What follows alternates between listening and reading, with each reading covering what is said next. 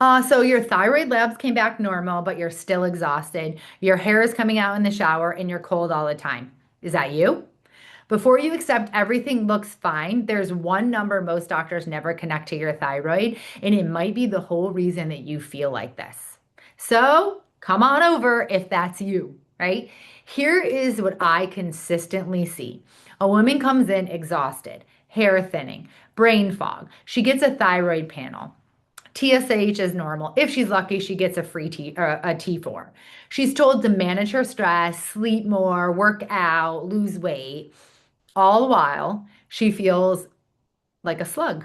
Her hair's falling out. She's cold. She has no energy, right? And so, guess what happened? She leaves that doctor's office feeling like something's wrong with her because she feels like something is wrong and she's being told that everything is normal. Okay. What almost nobody checks in the moment is her iron stores.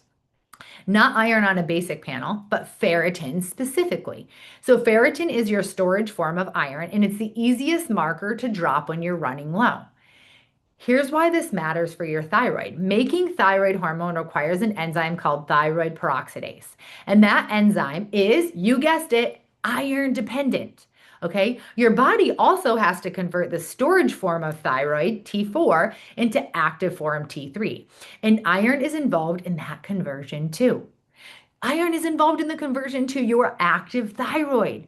So when your iron stores are low, you can have a normal TSH and still be running a sluggish thyroid at the tissue level. The lab says you're fine, your cell says otherwise. And an astute physician can pick up on this. Okay. Now, I want to be honest about this. Um, Thyroid is a huge miss. Okay. The studies that we look at, the guidelines that are gone by, this can be missed significantly. We have women with normal TSHs that still feel terrible, that on a tissue level are hypothyroid, and sometimes you may have to fight for this, okay? But the thyroid is so important, and iron and ferritin levels are so important. And we have got to understand those. So if you feel bad, right? And you don't need this if you don't feel bad. But if you feel bad, you definitely should have a full thyroid panel, TPO, TSH, free T4, free T3. And if you're symptomatic, I would argue a reverse T3. Okay. The hair story is the same pattern. Low ferritin is linked to diffuse hair shedding, the kind where it's coming out all over the place, not in patches. And here's the frustrating part. This is happening, but your hemoglobin can be normal, right? So your anemic number is normal, yet you're iron depleted, right? Um, you're not anemic yet, right? Your storage form of iron is depleted. Different things, okay? Different pieces. But we're never going to know that if what? If we're not checking, okay? If we're not looking and we just say, oh, your hemoglobin, your H and H is fine, you're not anemic, and no one's looking at your ferritin or your total iron, then that can be an issue.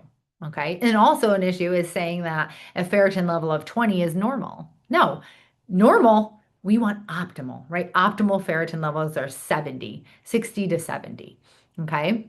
This is the exact same trap as my normal labs versus optimal labs video, right? When we're talking about all the other things, when we're talking about hormones and testosterone, right? All of those things. Your ferritin can be flagged in range, but it's actually low, right? In range is not the same as optimal, right? And just because something's in range, do you want to function like a slug, right? No. No, TSH can be the same. Sometimes they won't be treated till it's over 5. We know the optimal level where most majority of people, not all, feel good at is 1.5. But in traditional medicine, you're getting told that you're not hypothyroid all the while you feel terrible. Come on, let's make this make sense. So, what do you do first? First, ask for a ferritin test. Ask for full iron panels with ferritin. Okay? Bring that number home and look at where you actually fall. If are you in range, are you not? Are you optimal? Remember that above 50, 60. All right. And here's the part I need you to hear clearly. Do not go straight to high dose iron on your own because of a YouTube video, right? Iron is actually one of the few supplements that can generally harm you. Too much can cause GI misery, and in some people, iron overload that damages organs. So, iron also interferes with thyroid medication absorption. So, this is a conversation that has to be with your doctor, okay? With a ferritin number in hand.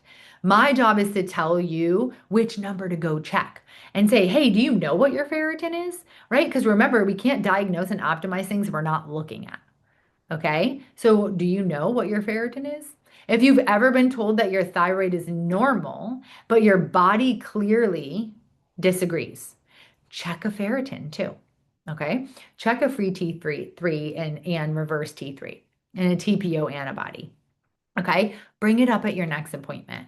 Go armed and ready. It's cheap, it's easy, and it's one of the most missed pieces in women's fatigue. Okay? So do you know your ferritin? If you do, drop it in the comments. Let me know what your ferritin is. By the way, mine is now good. My last one was 66, but when I checked it the first time, it was 21. So now your turn. Okay? Make sure you subscribe and come back because next video we're going to be talking about memory loss and how that could be affected by your gut health. Okay? So see you soon.